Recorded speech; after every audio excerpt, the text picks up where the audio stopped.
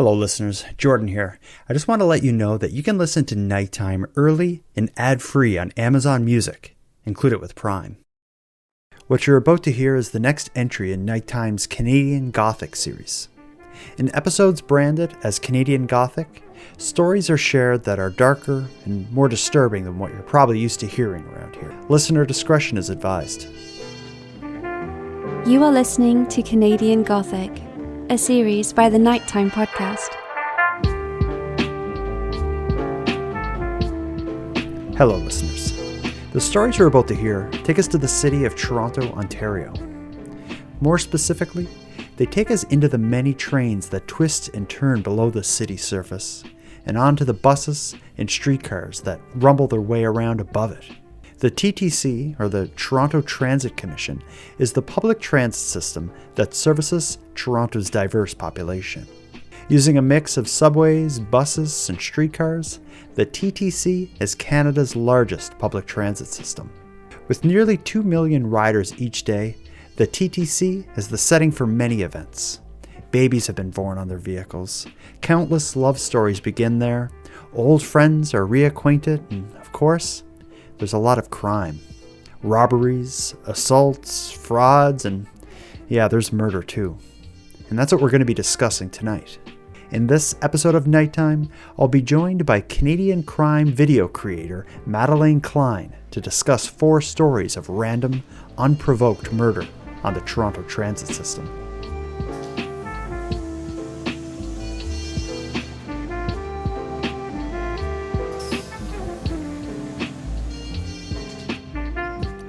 Maddie Klein, welcome to the future. It's 2023, and you survived. Oh, I never thought we'd see it. I said this to when I did my last recording with my pal Aaron, is 2023 really sounds like the future, right? I remember when it was turning the year 2000, and my dad was like, wow, back in 1980, we never thought we'd see the year 2000. And I'm like, what are these people thinking now? Yeah, seriously. Well, it's so many old, when you watch like old sci-fi movies and stuff from, the 70s and 80s, they're often set in like, it's the year 2007. And it's so futuristic. Yeah.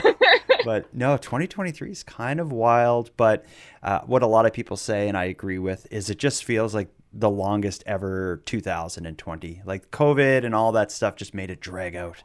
It's like as if time doesn't go fast enough as is. Mm-hmm. Like the last 3 years specifically have definitely like melted all together. Mm-hmm. And the talk of New Year's, the future, 2023, that's not just to lean on the fact that we're recording this shortly after New Year's Day. It's to talk about why the heck we don't have hover cars. If we all had personal, kind of hover cars like the Jetsons, we would not need to take public transit. I think about this literally every day. And I always say, what a scam it is. It's 2023 and we can't teleport yet. Mm-hmm. And someone said the Jetsons couldn't teleport till 2064. And I was like, oh, no. Uh-oh. Well, we got a long way to go. And I'll tell you, after doing the research for this episode and going through the cases we're going to be talking about, my goodness, I don't know if I will ever be comfortable going on public transit again. And I especially won't be comfortable going on the Toronto transit system, which I often use when I'm in Toronto, where I visit often. Have you been to Toronto? A few times, yeah. Okay. But you're quite a ways away from it. Where you are, do you have public transit? You don't have subways in your city, do you? No. We have buses. Okay. We just got Uber not long ago. But yeah, I think you need 1 million people for a metro, and we're not even, I think there's 1 million people in the province. But I guess buses aren't all that safe either when it comes to random crime. Wasn't it your way where the guy was beheaded on a bus? That was out, I believe, just outside of Winnipeg, which is just our neighboring province, or Manitoba, I should say. Yeah, and that kind of story would kind of fit well into what we're talking about, because that was also a situation where it was unprovoked, random, wrong place at the wrong time. Someone ended up getting, murdered in the most horrific way possible. I actually know a guy that was going up to Winnipeg for Nine Inch Nails or Tool or something was playing, and he got there before the police. So he was just driving that way, and everything that happened, and he got there in between like the 911 call and the first responders Whoa. arriving. Whoa. Yeah, So there's just like a bus on the side of the highway with a bunch of people outside freaking out. that's literally what he said. He was like, yeah, there was just like a bunch of people freaking out, so we pulled over. I was like, And there's a guy eating a what? guy.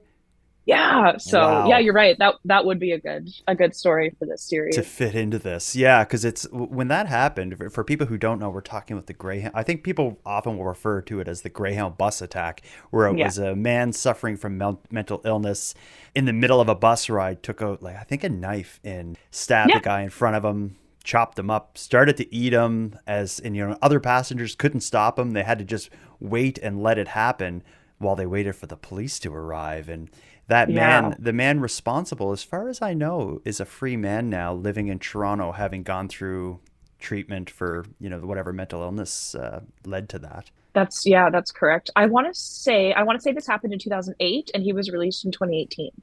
I think, if my Wow. memory serves. You're good, because we didn't plan to even talk about this case. Oh, But yeah, I couldn't help but bring it up because it's one where, when that happened, it, of course, was a huge story, and it made people question the safety of public transit. But here we are now, about to record an episode that tells, I think, 4 or 5 stories that aren't all that different from what happened on that Greyhound bus. I think anyone who has used public transit, they may not have ever seen anything like what we're going to be talking about here tonight. But do you have any weird bus encounters? Anything creepy? Any um, perverts rub up against you weirdly? I'm very lucky. I'm very, very lucky. I very seldom took the bus when I was younger. Hmm. But yeah, when I did, yeah, I've taken buses abroad over in Europe, trains. I don't have any crazy stories. Wow. Thank Okay. God. Okay. Yeah. I my people who are close to me, my friends and family often say, like, there's something about you, Jordan. Wherever you go, like, weird stuff just seems to follow you. And I could tell you, like, I could write a book about weird stuff I've seen on buses and trains, and I hardly ever take the bus. But I think the one that pops into my head when I think of a creepy bus or public transit story, I was on the bus in Halifax. This is maybe 10 years ago or something. And there was like a young lady sitting in the seat ahead of me, and I had my headphones on. She probably had her headphones on. Eventually, another person gets on the bus, and he walks and he sits first, like at the front of the bus, and he's kind of looking around all awkwardly. And then while the bus is driving, he gets up and comes back towards where we are, which is about halfway down the bus, and he sit in the seat next to the young lady in front of me, which is just weird. Why would you choose to sit next to someone when there are other seats where you don't have to sit next to someone? That's just kind of common courtesy.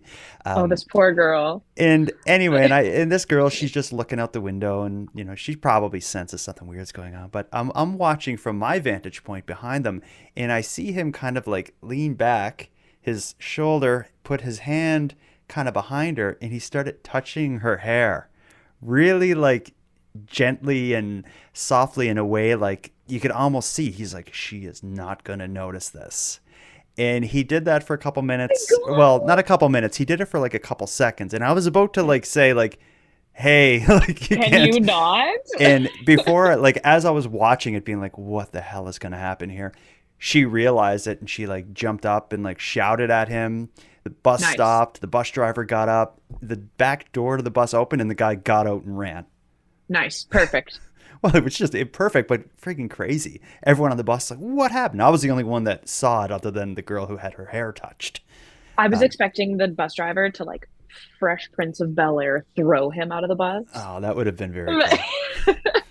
Um, and that's my Halifax creepy story. And now I have a Toronto subway creepy story. I was just gonna ask. You have to have one from Toronto. Yeah, I go to Toronto often. My best friend, who's more like a brother to me than a friend, his name is Randy Stonewall. He's probably listening, so shout out to him. He's a big fan of the Toronto Transit Commission, the TTC. In fact, he has a hoodie that has like the route maps on the hoodie, and he wears it all the time. Didn't Really. realize you could be a fan of the Oh, he's TTC. you even bring up TCC, he'll just talk and talk. And like this sweater that I'm talking about that has like the route map, it's like the ugliest sweater, but he loves the TTC so much that he wears it to show off the different routes that he could take on the subway. I But love that. anyway, I was in Toronto. I don't know, this is 10 years ago again, probably. I'm on the subway, and well, for people who don't know the TTC, the subway system especially, it's a lot like a public homeless shelter meets public transport sort of thing. There's a lot of social problems that find their way into the subway stations and onto the trains. I kind of came face to face with one of those issues where I was sitting on the train, the subway, on my way to God knows where, and a man came on the same train and sat kind of like across from me, across the aisle from me or whatever. And he didn't have a shirt on. He had cut off jean shorts, a big beard, long hair, your typical kind of guy you would encounter that would be facing homelessness for a long period of time. He didn't look like he had bathed or showered in a long time. He sat down across from me. He didn't say anything. He just looked blindly forward. But what made it stand out was he had what looked like a wooden stake, like almost like, when you see a drawing of like Jesus being crucified, like the stake that they would drive through his hand. He had one of those driven into his knee, like kind of under his kneecap. And it had been there for a while because like the blood marks around it were like almost like What? dried and like black. Yeah. And he just sat there with it as if he didn't even know it was there. And like, I'm not exaggerating, it must have been there at least for 2 or 3 days, if not longer. And he just Oh my God. sat down in front of me, and I was, I don't know. What do you do when you see something like that? And I guess maybe this You is good. just mind your own, I guess. Yeah, but minding your own business, I think when you see someone being weird or looking out of place on a transit is maybe what leads to some of the stuff we're about to get into. Because it looks like a lot of the people we're going to talk about were being weird and out of place on the subway system before they did something horrible and horrific. But that said, you can't just go up to people because they're weird and, question them. So it's Right, exactly. yeah. Maybe that's why there needs to be better security on the TTC. But we'll get to that. Let's get into it here, though, and let's start with some basics about the TTC, which again is the Toronto Transit Corporation. The TTC is the agency that operates buses, subways, and streetcars in Toronto, Ontario, Canada. Toronto being, if not Canada's largest city, they're in the top couple. I don't know what What is a streetcar? A cab or like a tram? You don't know a street? Yeah, tram. It's like It's like a tram. Okay. It looks like a bus, except it has like a pole that connects to like a wire and it has electric Yeah. power. I Okay. didn't know Toronto had those. Oh yeah, they have a bunch of streetcars and Huh. yeah, and the whole system's kind of linked. So if you need to get from, point A to point B, it may involve getting on a bus, which takes you to a subway station. You get on the subway to your stop. You get off the stop, get onto a streetcar, which brings you to your destination. So for people in Toronto that can really navigate the TTC, it's you're swapping from kind of vehicle to vehicle along the route. So although these Okay. are all different kinds of vehicles, they all work together. And you may be in an underground subway station, but there may be a spot in there where the buses or streetcars actually come in and pick you up without actually going outside. So it's one big connected system. Cool. To give you a sense of how many people use it, the most recent stats I could find were in 2021. The system had a ridership of 386 million passengers a year, which equate to just under 2 million people per day ride this. So That's tremendous insane. numbers, an incredible amount of people. And Wow. but it's like anytime I've ever been on it, especially, a work day, rush hour kind of thing, it is just a sea of bodies pouring in and out of trains all day. That sounds like my worst nightmare. Yeah, it has its own version of a police force. It's kind of something between police and security monitor the TTC. I think the big difference is the officers that monitor the TTC, they work for the TTC, but they have the ability to perform an arrest unlike a security guard. So it's kind of like a Right. hybrid thing because, of course, with this many people, crime is a problem on the subway. One number I was trying to figure out like a sense of how much crime actually happens on the TTC. I couldn't find a clear number, but what I did find was a surprising statistic, which is they have an average of 25 suicides a year taking place, either people jumping in front of trains or in front of buses. I expected that to be a lot higher in a city I like expected Toronto. it to be lower. Oh, really? That number, when I saw that, I Yeah. thought, whoa. Because it's like when you think of suicides in a major city, people will I choose, guess. they choose, if there's a major bridge, let's say through your city, that will be the hot spot. But if you're in downtown Toronto, there are people everywhere and there are these speeding trains and buses. I guess, hey. Yeah. I'm over here in Saskatchewan, like, why wouldn't they would lots of people here go to the highway and wait for a big semi, but I guess that's not a thing in Toronto. No, I guess not. That number, it did surprise me because I've been on the TTC. Yeah. I've been on the subway once that I recall where trains were delayed. They like kind of shut the whole system down, and it turned out it was someone had jumped in front of a train somewhere. So I was in Toronto for at least one of these, average of 25 a year. Well, and 2 million people a day. You'd think that would be higher. You're right. Mhm. I'm wrong. You're right. Yeah. That's just rose-colored glasses. You and Regina. It's perfect. Right. It's just a bunch of nice, fields Living of under wheat. this rock. Yeah. Seriously. I'm one of the most gullible people you'll ever meet. Okay, good to know. So of the 2 million people per day, of course, murder happens. It's rare. It's not uncommon. It happens. Much like any other city, murder is often the result of organized crime, drugs, marital divorces and domestic violence. All these sorts of things rear their heads into murders in and around TTC vehicles. But what we're going to be talking about tonight is the idea that if you get 2 million people together a day that don't know each other, there's going to be random, unprovoked, violent incidents. The TTC has their share of them. In tonight's episode, I picked out, we'll say 4.5 stories of random, unprovoked murder between strangers that happens in public transit in Toronto in view of innocent people who are on their way to work. And these stories are horrific. Going through the research for this was a literal nightmare. Did it surprise you how dark this gets? Yeah. There's one case specifically, just the way that this person is murdered. I was just like, what? Yeah. I can't believe shit like that happens. Yeah, and a lot of these aren't, the middle of the night in the dark corner. A lot of these No. it was 10, 11 in the morning, and it's shocking.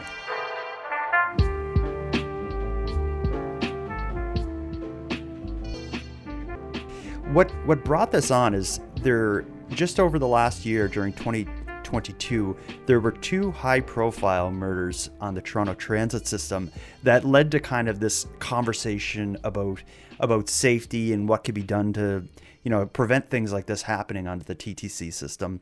That led me to look at those 2 cases in 2022, but also to go back through the years to see how often this kind of thing was happening in the past. And so what I did is, sadly and tragically, there are way more of these stories than we would ever have time to get to in one podcast episode. What I did was I just took stories from the last 4.5 years. We're going to start in 2018. But that said, I just want to make it clear that I could go back, any amount of time and have way too many of these stories to share. But just for the sake of keeping it current and to limit the scope of our discussion, we're going to start in June of 2018 with what I guess we could call it a push death. And if we're talking about subways, I think people will know what a push death. Before I explain it, I'm going to play you a news clip that was aired shortly after this happened, and this will do a bit of the storytelling, but we'll go from here. Well, police have arrested a 57-year-old man charged with first-degree murder. That's after a man in his 50s or early 60s was pushed into a TTC train Monday morning at the Yonge and Bloor station. Did you see what happened? Police say about 50 people were on the platform at the time when the victim, who was trying to board an eastbound train, fell towards the tracks. The man was rushed to hospital where he later died. Police arrested a man about 20 minutes after the original call. Homicide detectives have reviewed security footage and say there's no connection between the suspect and victim. Police add the footage shows very little interaction between the two when the victim was quickly pushed onto the tracks. What you see on the video is our victim and our accused approach. They're about to get on the eastbound train, which is approaching the station, and our allegations at this time are that there's an interaction between our accused and our deceased is sort of pushed and falls under the train. Police are still working on identifying the victim, describing him as an Asian male between 50 and 60 years old with white hair, white eyebrows, wearing blue running shoes and a white baseball cap. Meanwhile, the accused is expected to appear at College Park courts Tuesday morning. So what stands out to me, first of all, is that's someone pushed onto the tracks in front of a train and killed, but it said there were 50 people on the platform. So those are, like, as this happens, it's amongst a crowd of people. Could you imagine waiting for the subway on the way to work? The subway train's about to pull up. You get up from your seat to, like, about to board the train, and you just see some guy get pushed and go flying in front of it. Like, that is horrifying. Like that's 50 more victims. Like that would cause you PTSD. Oh, absolutely. Like seeing something like that, those poor people. One, and of course the poor victim, but the right. One of the, in the clip, for people who heard it and have not seen that specific news report, there's one moment in the video report that I just played where they're interviewing like one of the witnesses. They only air just like a split second of it, but you can see that the person is just like hysterical. Like they're in complete shock and they're hardly, like, you can tell they can't even explain what they saw to the news reporter. I was shocked that they even put a camera or a microphone in front of this person's face to try to capture it. But it's when you're on, and I think it works this way in a lot of major subways, is you sit like kind of there's either a standing area or a sitting area. You're standing on like a raised platform. There's often like a bit of a yellow line or like some kind of space that indicates like, don't go this close to the edge. And then when the train comes, it just flies in that space on the other side of the yellow line. I've always been super uncomfortable on those kind of platforms with the fear of something exactly like this happening to me or someone around me. It just, the idea of having your back to a stranger as a train is flying in front of you, it just doesn't seem like a good idea. And it seems like a really unsafe way to set up a subway system. Well, now that you say that, anytime I've been in a larger city and traveled by train or metro, I've had that exact same thought waiting for it. I'm just like, I know this is a really morbid thought, but like anyone could just push anyone else or jump on. It's you're putting so much faith and trust in a stranger standing behind you. Imagine if you went in a store that sold guns and you had to like stand with your back to the people who are like putting bullets in guns. And you're just like, oh, they're not going to shoot me. They're just testing, doing whatever they're doing. I just need to trust them. Yeah, it's just that has nothing to do with me. But it's not all that different. Like it's a train flying towards you. It only takes a subtle push. If you're not prepared for that and you push someone from behind and you're going in front of a train, like what are the chances you would ever survive from that? And even if you did, what would be left of you? Well, and let's say there wasn't a train coming. That's a fall, man. Like how many feet is that? Like you're going to break something for sure. Yeah. Even if a train's not coming, like you're going to get hurt. Mm-hmm. Yeah, it is scary. Now, this idea of the risk of standing near that drop on the platform, it brings up this idea that I want to get into this now because it will be it'll come up several times in future stories that we're going to get into in this episode. Is in some subway systems in some other cities, the way it works is the area the train drives in, like within, like off of that platform, is actually like it has almost like a glass cage around it. So when the train comes, a door opens and you're able to then enter and get on the train. But if someone pushed you, you would just hit a glass wall. After this pushing incident in 2018 that we just heard and we're about to learn more about, it led to a lot of public interest in getting the subway system in Toronto updated to have these kind of glass screens. When you hear the dollar amount for what it will cost to install these across the Toronto subway system, it kind of makes you question what's a human life worth. Because as you'll hear, if they did make this investment in 2018 when this happened and when this conversation happened, came up about it, they would have saved a few lives. So listen to this. If you see something, say something. A day after a subway user is allegedly pushed from the platform to his death, TTC commuters are on alert. I've been living in Toronto for a long time and using the trains, and what I heard was, I couldn't believe it. The last time a transit user died after being pushed was 1997. 23-year-old law clerk Charlene Minkowski was waiting for her train at Dundas Station when she was shoved onto the tracks in an unprovoked attack.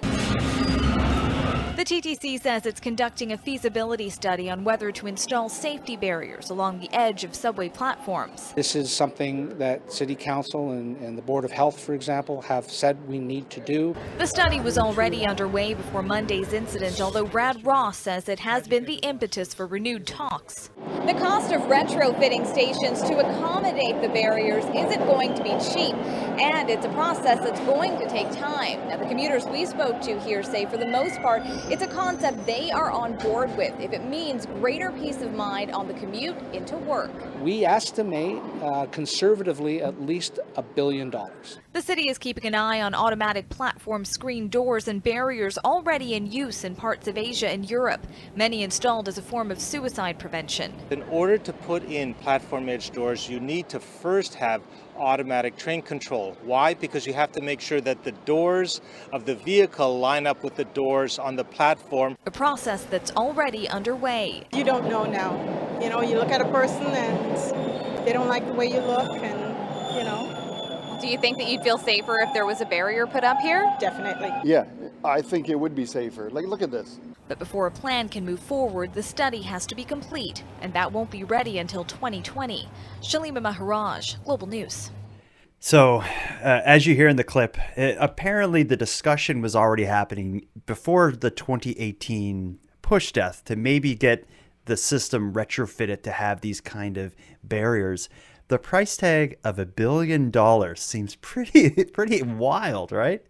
Like, I realize I have no credentials and I don't actually realize how much things cost, but like, that seems pretty steep. That's what I was thinking. Because when you see the images of what they're proposing, it's kind of just like glass or plastic plexiglass walls. But I think what is probably the other part of that is the plexiglass and the installation of that is one thing.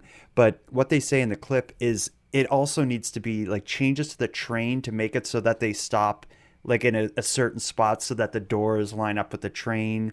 So it's this kind of like automated thing. But even still, like $1 billion seems like such an incredible amount of money. That is a massive price tag. But then at the same time, if you are some of the people in the stories that we're going to get into, you may think, I think, that my loved one was worth $1 billion or whatever, totally. Whatever it is. Because it's, there's the amount of, if you have millions of people getting on this a day, $1 billion isn't that much when you're talking about that investment to save the lives, make people feel better and more willing to use the system. But true. Much like everything else, something horrible happens. There's all this talk about these new safety measures that looks like it's going to happen. And then it all just kind of goes away until something bad happens again. So we'll come back to this idea of putting a barrier in the TTC. First, let's just kind of get caught up with this specific case in 2018 with this push, because eventually when this case goes to court, like as we just heard so far, an elderly man who is not elderly, I think they estimated a 50 to 60-year-old Asian man was pushed onto the track. They didn't know who he was. When the early report we played, he had not been identified, but they did arrest a suspect. The suspect will eventually go to court, being charged with second-degree murder. He will plead guilty, but we'll get to that. And the story of how this all happens is quite wild. They'll also identify the victim, who is 73-year-old Yoshi Hayahara. This crime happened, this push happened 10:15 a.m. on a Monday morning, completely random, unprovoked. Yoshi Hayahara, a 73-year-old man, had no idea that this was coming. I'm going to play one last clip that'll start to wrap up this story, and this is going to cover a little bit of the guilty plea. It will mention the motivation, but we'll fill in some of the blanks after this. 2 weeks after John Rezednik pleaded guilty to second-degree murder after pushing a stranger, 73-year-old Yosuke Hayahara, in front of an eastbound subway at Young Bloor Station in June 2018, the 55-year-old now says he thought Hayahara was his landlord, and he did it because he was being evicted. There's no eastbound train. According to facts read out in court, after Rezednik pushed Hayahara onto the tracks, he lingered on the platform once the train was stopped and watched emergency personnel on scene. I see shadow that can come with me, please. Rezednik then went to this McDonald's, stood in line and bought himself a drink before walking back up Bloor Street, trying to get back into the subway station, but it was shut down. He then went up to a firefighter who was sitting in his truck and said to him, "I am the one who pushed him," before saying the words, "mental illness." Rezednik then approached a police officer and admitted to killing the man. Once under arrest, he told the officer, "I murdered him. I don't know why they didn't arrest me on the platform. It's got to be on video. I freaked out. I imagined my landlord he's evicting me, and I can't find a place and I'll be homeless." In preparing for the sentencing hearing in March, the Crown suggested Rezednik consent to a mental health assessment, something he has yet to do. The defense said that one doctor who examined him after the murder found that he suffers from major depression, social and general anxiety. The judge then addressed the offender himself and strongly urged him to agree to a psychiatric exam. I can only imagine how upsetting and scary it would have been. This spokesperson for a transit riders advocacy group says the case, while isolated, speaks to the need for more barriers, especially at Bloor Young Station. It would be expensive to upgrade all of the stations, but it would make it safer, it would make it more accessible, and it would reduce delays on the subway. A lot to unpack there, but first of all, the motivation is, it seems like the man who did the pushing, not so much that he thought the victim was his landlord, it just like he looked at the victim and started to think about his landlord in this trouble he was having, facing eviction, and I guess just decided, this ends now, pushes the stranger. Yeah, and I was going to say, like, a push sounds so personal. So it's crazy that these push murders are random, but he thought that it was his landlord, which is just bizarre. And just started thinking about it. The man who did it, his name is John Rezednik. He ended up pleading guilty to second-degree murder. His sentence was life in prison, which in Canada is 25 years, with no chance of parole for 14 years. So he is away for a long time, but everything that I read about his case and his trial, it seemed like there was some resistance for him to get mental health a mental health kind of like check or analysis leading into this. So I don't know. I don't like the idea of someone who obviously has some dangerous stuff going on, being able to resist getting treatment. Hopefully wherever he is, right, it's not an optional thing. I totally agree. Yeah. Unfortunately, in prison, as much as Canada likes to think that our prison system is built on rehabilitation, it's not. Far from it. It's yeah. It's shocking. For people who listen to my show, I did a series on a young woman named Lindsay Suvanarath who came to Halifax to commit a mass shooting, and she came on my show from prison and told her story. But she also talked a lot about life in prison, and it blew my mind. Some of the things she told me about prison that I had no idea. Like, for one, all of the rehabilitational stuff is optional. Completely optional, and the only benefit to do it is because when you get to, two benefits. One, when you get to parole time, it looks good if you've gone through these courses. Totally. Secondly, you get paid to attend them. So you can do this horrible thing. I don't know, I freak out and I kill someone, I go to prison, I can choose to take these rehabilitation courses, or I can just sit in my cell and, I don't know, write a book or play video games or watch TV or something. If I choose to go to the anger management course or whatever they want me to take, I will get paid for that, and I can use that money to buy, I don't know, whatever you buy, chips and cigarettes. Yeah. But it's I don't know if you can smoke in there. So but either way, my vice is Diet Pepsi. I'll be sitting in my cell drinking Diet Pepsi. This sounds like a rent-free vacation, in my opinion. Well, I tell you, there's some days when I have a lot going on and I'm dealing with crap. I'm like, man, I wish I was in prison today. I could just sit and chill. Right. Maybe take an anger management course. We have like a local correctional facility, and like a year or two ago, it made news that someone got drugs delivered there via drone. Oh, that happens all the time now. And I'm like, this is the best headline ever. Yeah, you laugh, but it's a smart way. And in some prisons, people will fly, because you can fly a drone from far away. So I can be safely, a half a kilometer or whatever away from the prison fence. I can fly my drone with a little camera carrying a little payload of, I don't know, whatever, heroin or something. Yeah. And I can fly it right up to the window of my gang member's cell, or I can like stash it in, a bush outside the field where he'll be the next day. And that's the new way to get drugs in there. And I can't teleport to work. Exactly. What a scam. Something is wrong, right? Something's wrong here. Well, let's move on from the 2018 push of June 18th and move on to the April 2022 push. This one has a twist though. I know we're here to be talking about random murders on the TTC. When in the story of the 2022 push, the woman survives.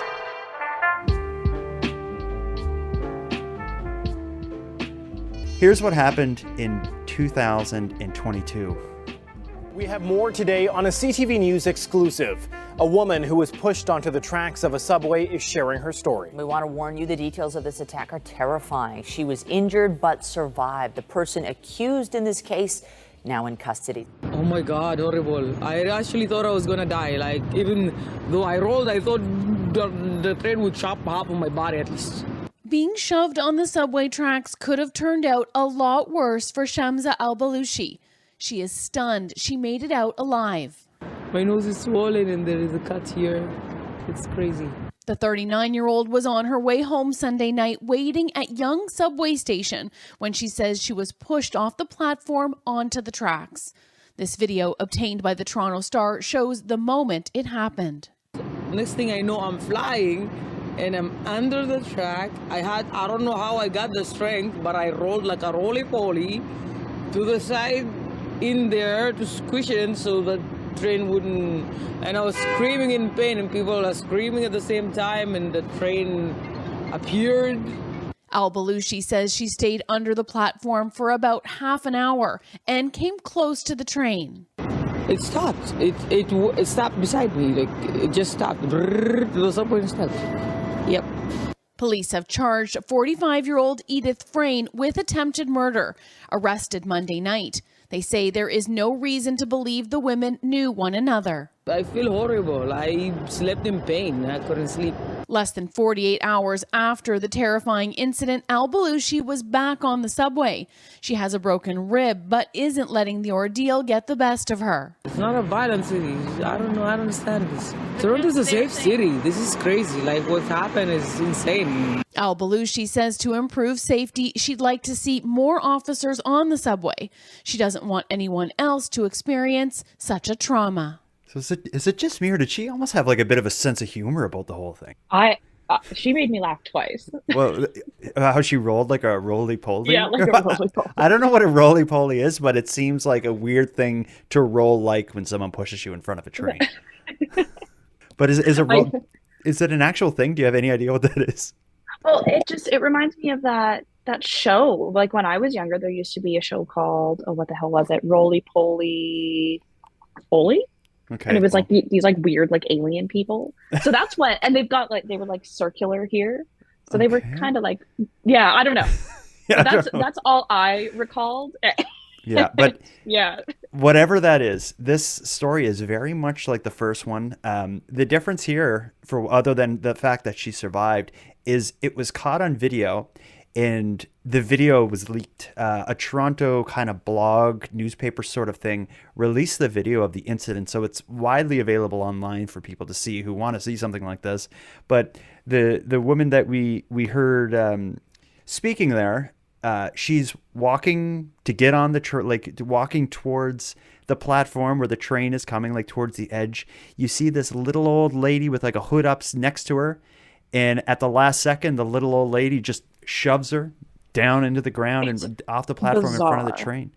And like, could you imagine there were so many people there, and you would want to help, but you can't? Well, what do you do when the train? Exactly. Yeah, for one, there's no way you're diving down there, but No. especially as the train's coming. But even when the train pulls up, there's a couple inches between like the edge of the platform and the train. So anyone who saw this would have assumed she was cut to pieces, dead under the train. Yeah.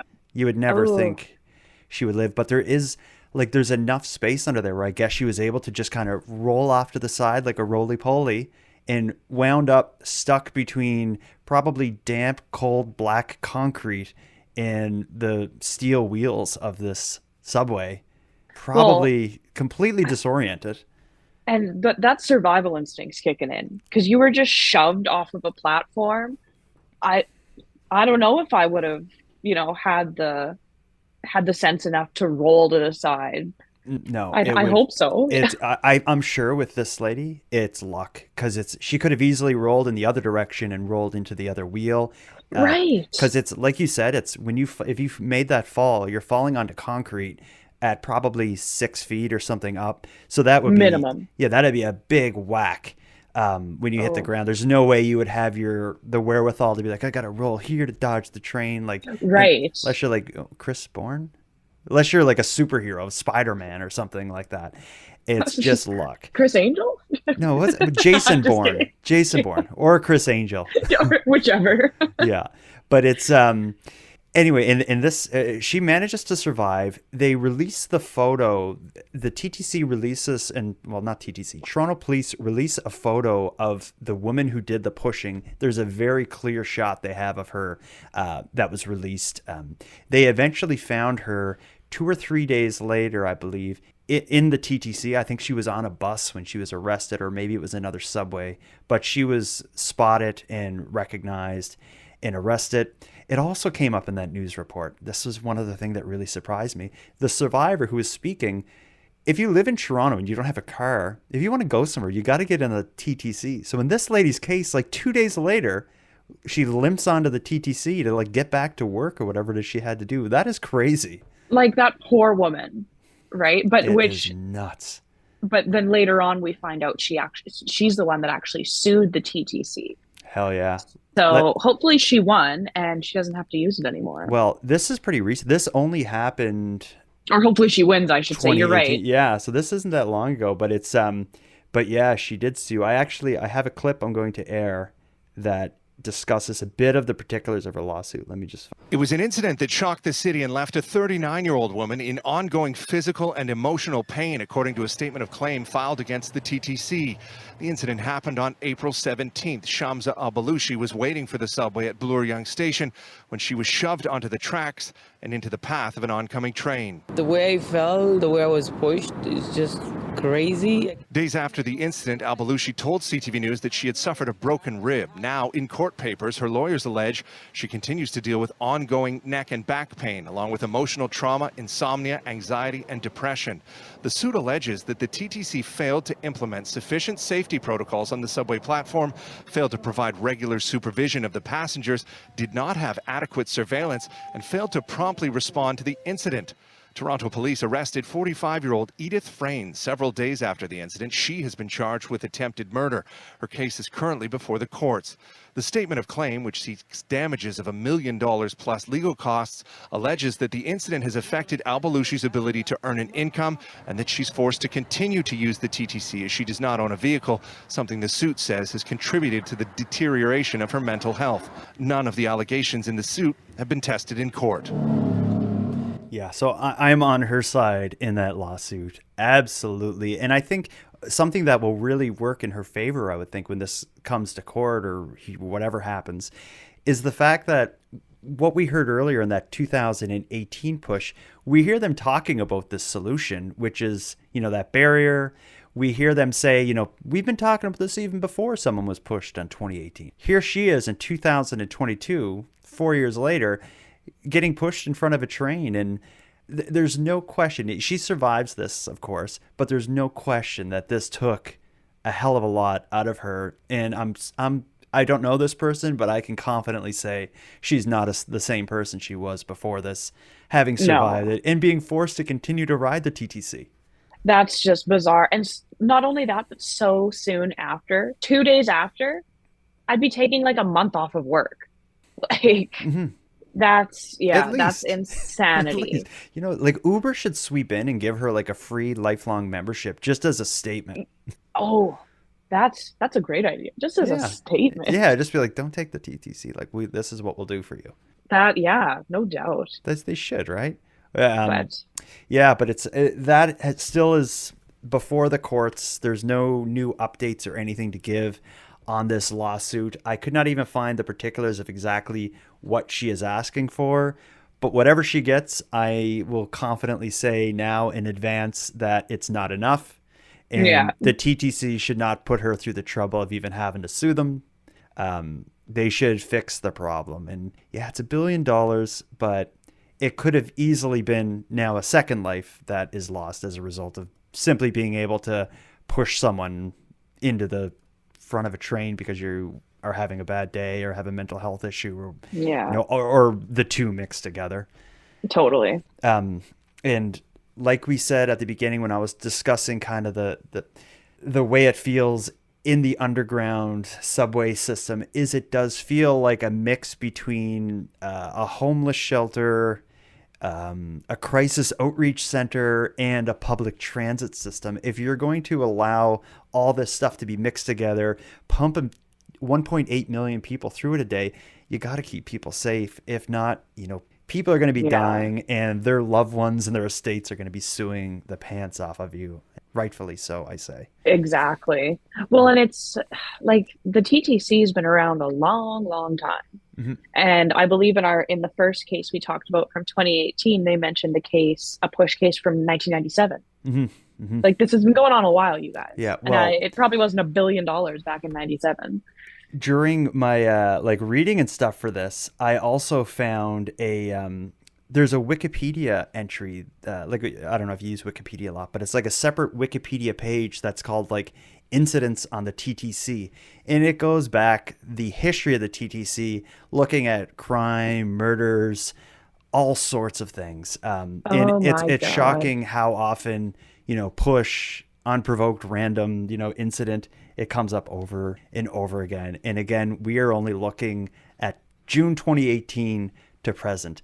It just so happened that the first two we got into here are pushes, but the next two we're going to talk about include murders, but they don't include pushing, and they are both absolutely horrific. So what we just talked about with the survival of the push was April 22. Let's go ahead just 2 months later to June 17th of 2022. This happens in the area of Kipling Avenue in Dundas Street at 12:30 p.m. So this is lunchtime.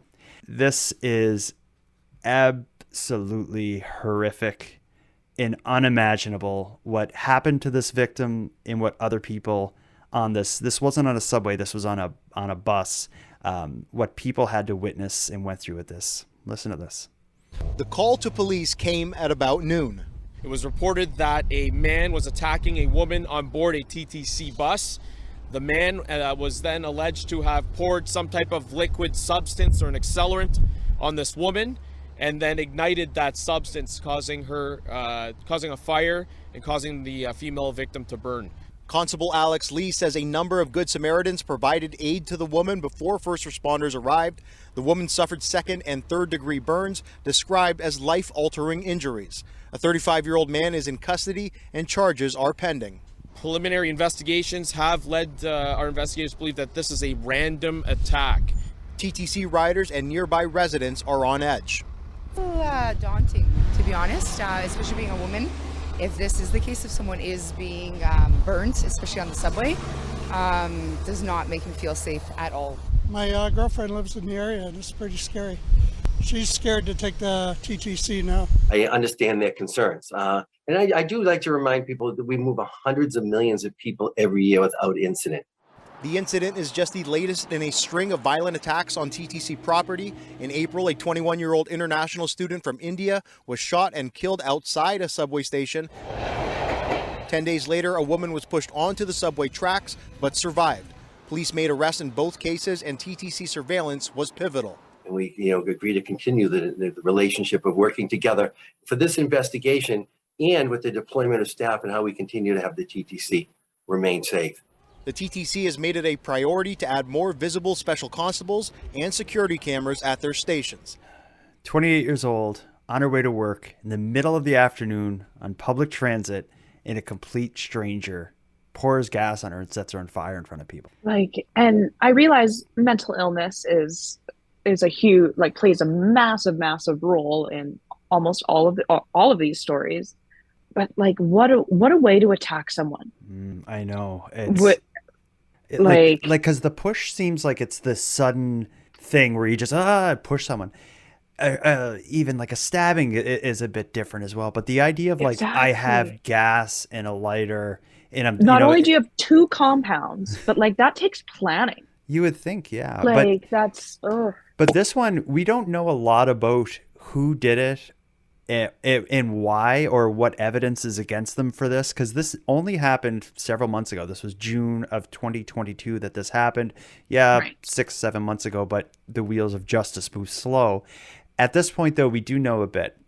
So the 28-year-old Naima Dolma, who worked as they describe her as caregiver, but I saw photos of her and it looks like she's wearing nurse kind of scrub. So I'm not sure exactly what her job was, but she was on her way to work. She was on the bus, but the bus was in the subway station, if you know what I described earlier. You just explained that to me. You get off the subway and get right on the bus in the station. She was approached by a random man, so there was some kind of approach before it happens, and he was described by witnesses as being half-dressed. I don't know what that means. Maybe he had no shirt on. Who knows? But he was at least described as being half-dressed. And the bus isn't driving. It's just idling at the station as people are, hopping on and off or whatever. I don't know what the exchange is, but he at this point pours gas on her, sets her on fire. He's 33 years old. His name is Tenzin Norbu. He's facing charges of first-degree murder. But here's where it's interesting. In this case, the police have described it as a suspected hate-motivated offense, and the case is actually being handled by the hate crimes unit. So I don't know what that could mean. I know in that clip we just watched, it talked a lot about the Tibetan community as mourning. So I don't know if it was maybe a hate crime against her because she's a Tibetan. Maybe there's something to that. I don't understand, but it's that, or because she's a woman. This attack reminded me of all the acid attacks that you hear of, with lots of Middle Eastern women as victims. But those usually, to my knowledge, aren't random. Yeah.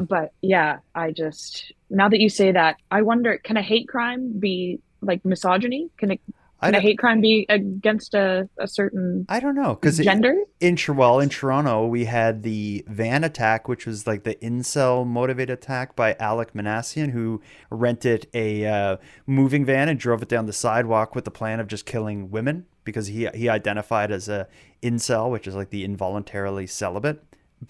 Ultimately drove a moving van into people because he couldn't get laid. And I believe that was being investigated as a hate crime against that. Okay. So I wonder, I can see that. Could there be some evidence that it's something like this, or could it be something against Tibetans? I've never heard of I'm blissfully ignorant, but I've never heard of people targeting Tibetans. When I think of Tibetans, I think these peace-loving kind of monks. But then again, Right. all I really know about Tibetans is like, oh no, the Beastie Boys did like a free Tibet concert. So yeah, there is some kind of I love the unrest. Beastie Boys. Yeah, but I remember they did like a big concert about like free Tibet. So yeah, there is some Oh. kind of civil problems in Tibet. Okay. So this is probably something that's way over my head, and there's probably a Tibetan listener who's like, "You idiots." I would like to know Definitely. more if there. Yeah, definitely. There's probably listeners from all over the world who are saying that, not just Tibet.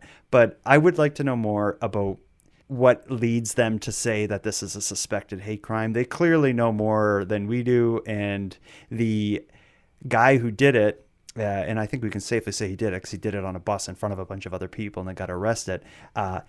He's lived to tell police his side of the story, so there's something that led them to go in that direction. So, Yeah, I wonder if he was just like, yeah, I did it because she's a woman or whatever. or yeah, whatever the case is. So this isn't a push. This wouldn't have changed with that $1 billion barriers. border. A lot of the conversation about this surrounds the amount of security on the buses and subways. A lot of people were interviewed in the news in the wake of this saying like, I've been riding the subway for 15 years. I've never once seen one of these cops or these security guards. Yeah, they have cameras everywhere that seem to film everything, but it seems like the majority of the enforcement that happens on trains are more about people paying their fares and not I was just gonna say freaking that. people out. Yeah. It's funny how that works, right? Yeah. But it doesn't end here. We had the push death, the push survival, the fire death, which only happened several months ago. We're now going to go to just weeks ago. Well, yeah, weeks ago. December 8th. We'll call this the ice pick death. And this one also is absolutely shocking and horrific. This is what happened just before Christmas on the TTC.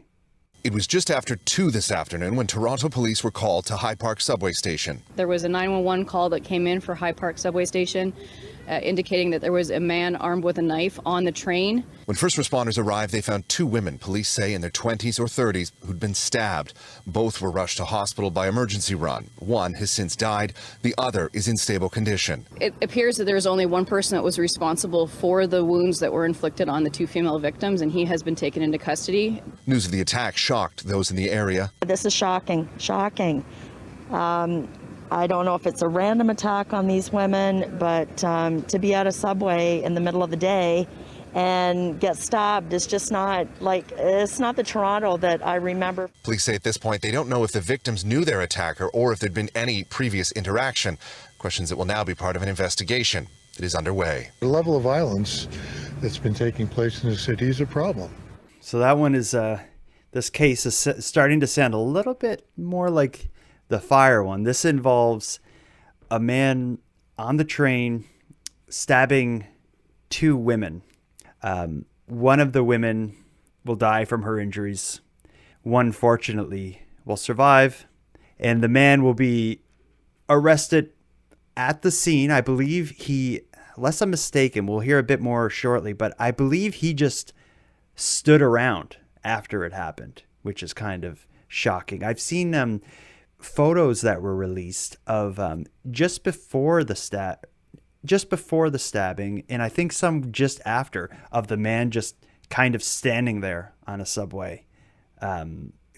Photos taken by other people on the train. So this is quite horrific. Random, unprovoked. There didn't seem to be any conversation. Just a man approaches 2 women, begins to stab, one able to get away, one not so lucky. This has an even darker element to it when we learn more about the woman who was killed. In this part really, really breaks my heart, because it's not only is it unprovoked, random, horrific, public, traumatic for everyone involved, but it's also an attack on a very vulnerable person, where the woman who died suffered a lifelong disability, living with and born with cerebral palsy. So listen to this update. Here's just a bit more information on the victim case. I don't know, that was a pig island. Just 3 weeks ago, Vanessa Karpuska was enjoying the trip of her lifetime with her uncle in the Bahamas. These are the pictures that her mother will hold on to forever. Still trying to believe it was her daughter who was attacked and killed on a subway car on Thursday afternoon. Vanessa was happy because she was in no pain, and probably that's why she decided to take a subway station to come home, but never got home. Her mother says Vanessa had taken an Uber to see the dentist at Kipling Station and was on her way home via the TTC, despite the fact she was very cautious and anxious at times. She has a cerebral palsy. She was born with cerebral palsy. But she was quite independent. That's why, she wanted to do things herself as much as possible. It was just after 2 p.m. when police were called to the eastbound platform of High Park Station. One witness tells Global News a woman covered in blood came running through the emergency doors. He ran into the next subway car to see if he could help. I could not believe what I saw. It was just unreal, surreal. It was just terrible. The witness, who does not want to be identified, said a Good Samaritan was blocking the suspect from leaving the subway train. When police arrived, the suspect was taken down. He also saw Vanessa Karpuska sitting on a chair. And that's why I yelled out, "Are you all right, lady?" And I didn't get any response at all. 52-year-old Neng Jia Jin was arrested at the scene. He appeared in court today and was charged with first-degree murder and attempted murder. I do ask myself a question, why her? Why it was her? She was never, she wasn't like mean or to start a fight with someone, especially with the strangers. She would avoid this kind of situation. A young woman who had overcome so much. The first 9 years of her life in a wheelchair, she only learned to walk without a walker at age 12. Killed in a subway car. Simply not fair. I'm disappointed in this goddamn city, that public transportation is supposed to be safe. I would never thought in a million years, that she would die like this. Very difficult because, as so many people have said to me today, this could have been any of us. Now, the witness I spoke to who was here yesterday said when he saw the suspect on the train, he appeared to have no emotion. He was still carrying what he described as a sharp object. It was not a knife. He also said that Good Samaritan who was keeping the suspect from leaving, he described him as a hero. I should also mention that Mr. Jin, the accused, will be back in court next Wednesday. Court records show that he has no fixed address. That just, to me, that adds like an extra layer of the horror. When you see the photo of this woman who died, she doesn't look like someone who would easily be able to defend herself, only have learned to, walk out of a wheelchair at 12 years old. It's, the idea that this could happen to a vulnerable person, but I guess just like that news report says, it could have been anybody. It was just the wrong place at the wrong time. And that's what makes it so scary, I think, is because it could happen to anybody at any time, and we all know someone that has been in the wrong place at the wrong time. And it's scary. Yeah, I would like to think that if someone came at me and they say in one of those news reports they described it as like a knife. What I've heard a witness describe it as is looking more like something you would use to break ice or like an ice pick. Like it's a stabbing instrument, but it was, I think, even more brutal than what you would expect by being stabbed with a knife. But I like to think that if someone came at me with a knife or something, I'd at least be able to like fight for my life. But But my grandmother wouldn't. My child wouldn't. Someone my age who lives with cerebral palsy probably wouldn't be able to put up a big fight. And, those people use public transit, and that there could just be some nut on there who's just confused and going through something, can just steal someone's life away. And now, now our court system and our quote unquote justice system is going to deal with it. But he's made one court appearance so far. The guy who did it, 52-year-old Neng Jia Jin of no fixed address. So someone facing homelessness. At his court hearing, he was described as appearing confused, resting his head in his hands. He needed a Mandarin interpreter for the entire thing, but seemed to have no idea who he was, where he was, or what was going on. But we know very little about it because this case is subject to a publication ban for whatever reason. I don't know what that was about, but it's interesting. But we know enough to know that, I think we can probably get a pretty good idea of what's going on. I'm sure the guy who did it and his family would have their own story of what he's been dealing with. But I think there's the tragedy of what happens, and then our country and our government and all of our systems that need to deal with the fallout from that tragedy. But then there's also the failings leading up to it. How does someone get to this point where they can be wandering around aimlessly with an ice pick on Toronto Transit, exactly, stab someone and just kind of stand around confused after? It's like all of our social kind of systems need to work together to prevent this. But that all said, $1 billion barrier will at least help with people getting pushed. Right. Well, like you said, mental health is like a huge part of it. And also because there is such a large homeless population in really anywhere that gets shelter from the elements, not just subways or public transit stations. But we have to ask ourselves, why? Why is there such a homeless issue? Why is there such a mental health issue? And then you're right, that goes back to all of our every level of life. We all need to work together. Like, you know what I'm saying? Yeah, but it's all of these things cost money.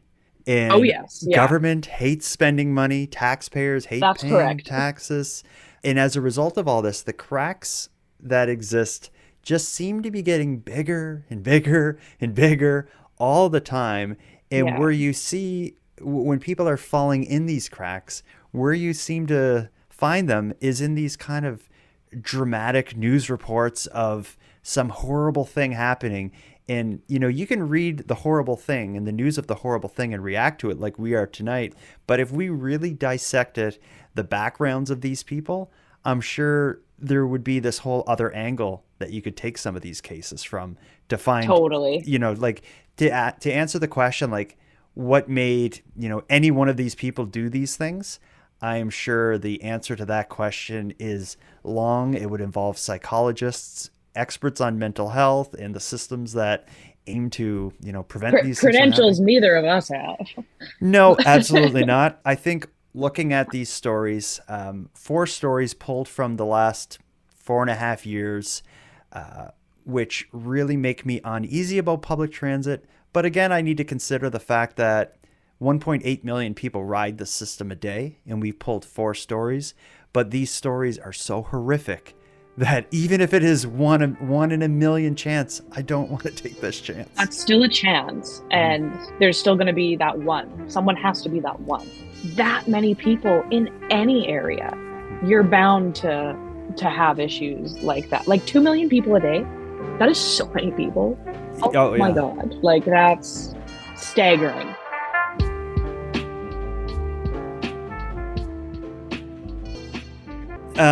One last thing about the Toronto transit system. I don't know if you had much chance to look at this, but in researching this story, I found a Reddit thread where people were sharing their craziest stories of their craziest experiences on the TTC. And every so often, like a Reddit thread will just strike a nerve and get people talking. This was one. There were stories from all over the place. People had a million. Did you go through many of them? Not a ton of them, but I definitely leafed through a few, and they were pretty entertaining. There were several violent, but also just some kind of wild ones. One involved a man recounting a story of being on the bus when his bus driver just had a heart attack, and they had to commandeer the bus. One guy told a story of being on the bus while the bus hit a random kid with a bike. On a bike. Right. Horrible story. Here's one. And they said, they were like, yeah, you looked at the kid and you would have never even thought he just got hit by a bus. Yeah, actually, I'll read it. So here's the paragraph that he describes. He says, a kid, maybe 13 or 14 years old, runs out in front of the bus I'm on. Then I hear a big thwack. He ends up standing up and wandering away in a state of shock. The driver called 911, and a minute later, the guy was back with a gash on his head, but looking better than you'd expect for someone who had literally just been hit by a bus. Better than you'd expect. I like this one. I was riding the Eglinton bus, and it was super crowded as usual, packed to the rafters. It was at a stop, and half the people squished on, but the driver started to close the doors. This woman stood in the doorway screaming that she wanted to get on the bus. The driver was like, "No, there's no space." And she screams to everyone on the bus, "For the love of baby Jesus, everyone move to the back of the bus." And as we were completely squished to the back of the bus, this man in a thick Jamaican accent screams back at her, "Tell baby Jesus to build bigger buses." I love that guy. I would have collapsed if I would have been there. Oh my God, well, that is the best. I love when people say shit like that. I just love when there's this horrible, like, kind of annoying situation and everyone's annoyed, but someone manages to just break that with like just a silly thing. And I can see this guy being that person. I'd like to meet him. Oh, that is the best. That one's my favorite one. Yeah. There's one other that I want to read, and this is one because it became a bit of an ongoing thread. Someone told a story about someone they're referring to as the scooter lady, and then other people started to chime in like, I had an encounter with her. So this must be someone who just terrorizes the subway. So here's what it says. A couple of years ago, I was at the Eglinton station. I was in the elevator with my son in a stroller, and a woman in a red scooter comes on, and scooter meaning like an electric wheelchair, I think. She starts screaming at me to move, and she had enough room. And when I said no, she flipped out screaming and refused to hit the button for the ground level. I said, "Just hit the button already." Hagface kept me trapped in the elevator for 15 minutes for swearing in front of my 15 minutes swearing in front of my 10-year-old. The emergency button didn't summon any help whatsoever. Someone else called the elevator, so Hagface zips in front of me and starts using her scooter to block my exit until a TTC worker unlocks a side door far from her and lets me out. And that's how I got to file a police report, whereupon they said, "Oh, her again." So as far as I know, all they did was give her a lecture on why forcible confinement is a bad thing. And then she says, or the writer adds, "I think I saw her previously at this is another person responded. I think I saw her previously at Bathurst Station, verbally ripping someone a new one while we were in an elevator. Some stranger tried to help her, and it wasn't to her liking. We all got off the elevator and hit all the buttons before she could get out. Watch out for crab ass on a red scooter. She's a literal menace." So it seems like that was something, and all these people were responding, like giving their little story, like she yelled at me for blah blah blah. So it seems at the point of keeping me in the elevator, I would have physically crawled over her scooter with no shame and no remorse. Yeah, I think I'd be that would have been that. If it was just me, I maybe would be like, okay, I'm gonna enjoy this for a second. I'd probably start talking, maybe take out my phone. Well, I'm not kidding. I definitely would take out my phone. But this person who wrote that was with their 10-year-old son. And I'll say right now, like when I'm with my kids, if someone messes with me, it's like I'm a different person. I bet. So I would say any human being would have a hard time keeping me trapped in an elevator when I'm with my kid. You'd be reading about it in the news. I 15 minutes? That's a long time. Yeah, unless I felt really safe, maybe I would be like, "Son, I'd be like, son, you're gonna learn something today about people. Let's go for a little ride." Anyway, well, we should start wrapping this up. We've talked through some horrific, horrible stories. I hope there's never a sequel to this episode. However, that said, I am interested to follow these cases because all 4 of these are still before the courts, including the lawsuit against TTC. And if anything gets safety improved on TTC, it's going to be lawsuits. Money talks, I'm sure of it. So we're going to have to follow that. Oh, definitely.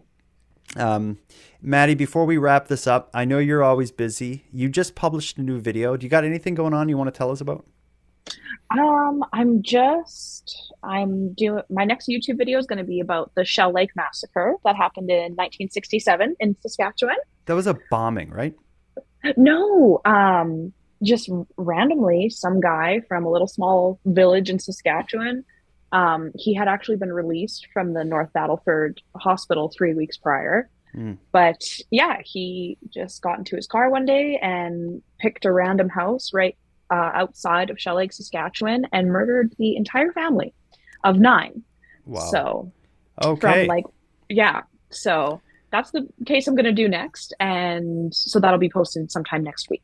And you just published a video that tells the story of a man who was charged with murdering his girlfriend or wife, who was identified only due to like the serial number of her prosthetic breasts. Yes. Am I getting that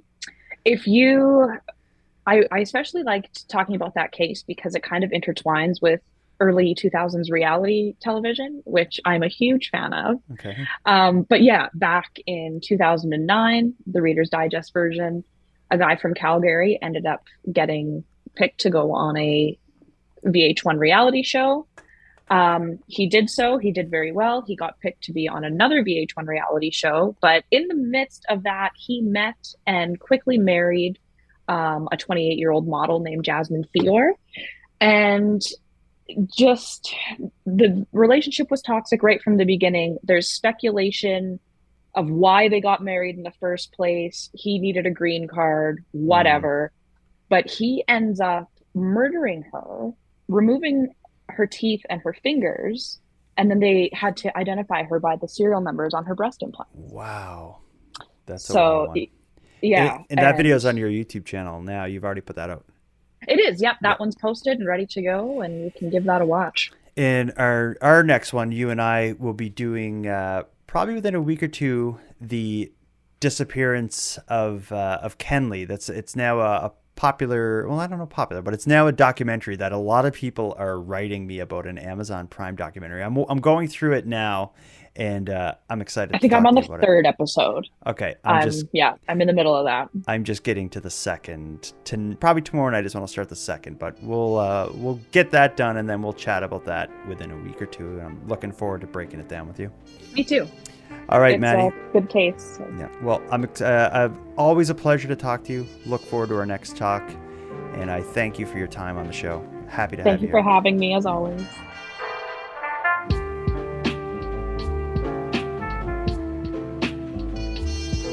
I want to thank you for joining Madelayne and I for our discussion tonight. But before we part here, I have some thanks. First, a big thanks to Madelayne Klein for sharing another evening with me and with you, the listeners of Nighttime. A big shout out to Monty Data, who contributes the music for this series. And a shout out to LJ from the Dystopian Simulation podcast, who provides the intro and outro voiceovers. But lastly, and most importantly, I have a massive thank you to everyone who listens to Nighttime, as without your interest and your support, Nighttime would be as pointless as it would be impossible. But with that said, keeping this show alive is and has always been an uphill battle. So if you want to help take a bit of weight off the show's back, please consider subscribing to the premium feed.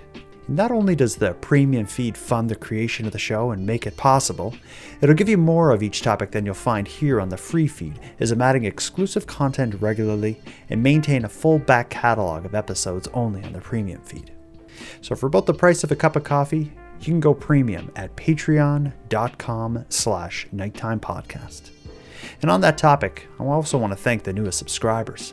Brent, Molly, and Larissa, thank you for your generous support. And one last thing before we go here. If anyone listening has any story ideas, wants to give feedback on the show, or would like to contribute a voice memo to be aired and responded to in an upcoming episode, you can do all that and more at nighttimepodcast.com/contact. I hope to hear from you. But until then, take care of each other, hug your loved ones tight, and let me know if you see anything weird. The Nighttime Podcast is written, hosted, and produced by Jordan Bonaparte. What I think about sometimes is if I'm in a tall building and I don't have an easy way out, and I have to get an elevator down 20 floors or something, I immediately start thinking of September 11th.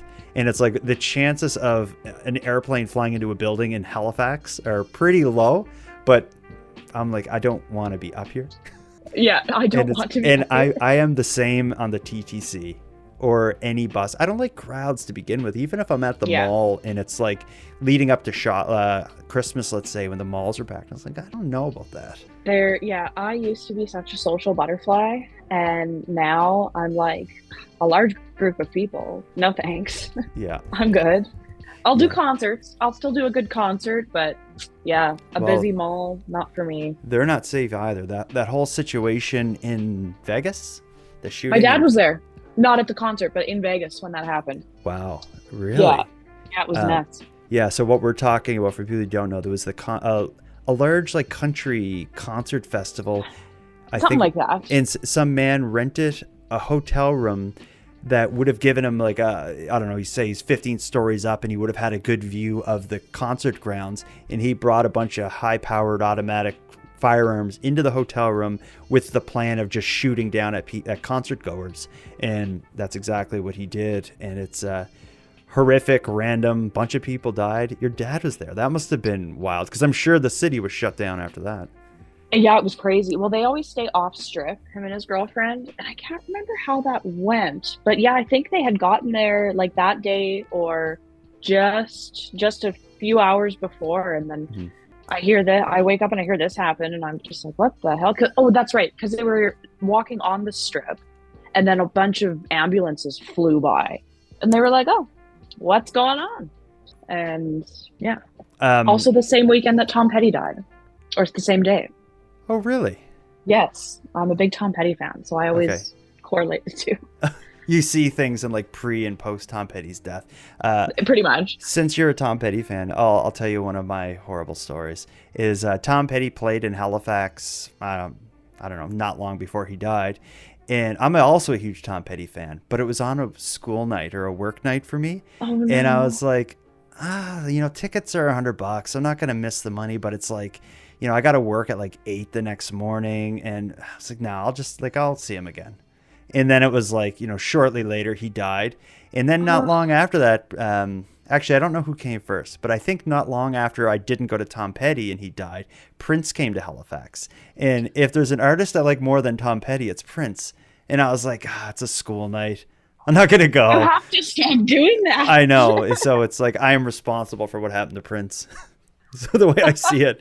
But anyway, that's that I'll never forgive myself for missing Tom Petty and Prince. No, and you shouldn't.